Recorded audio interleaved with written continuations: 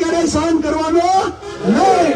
સહન કરશો એટલે ગુલામી તમે સ્વીકારી લીધી, આ સાબિત થઈ ગયું. એટલે આપણે કોઈને અન્યાય કરવા માંગતા નથી, પણ જે આપણે ખોટી રીતે અન્યાય કરે એને છોડવાના પણ નથી. બસ વધારે વાત નહીં કહેતા, આપણા બધાના માન સન્માનથી હીરાભાઈ આવ્યા અને 2 કલાકની 2-3 કલાક બાદ જો એટલા બધા લોકો અહીંયા ભેગા થયા હોય તો હું 2 હાથ જોડીને વિનંતી કરું, જ્યારે સુરતમાં સમાજના કોઈ પણ કોળીના દીકરાને તકલીફ થાય કે કોઈના પરિવારને તકલીફ થાય ને તો એક હાકલે બધા ભેગા થઈ જાજો, તો જ આપણી એકતા કાયમ રહેશે. અને જે લોકો આગળ ગયા છે, જે સમાજના લોકો આગળ ગયા છે તેની પાસેથી શીખવાની જરૂર છે.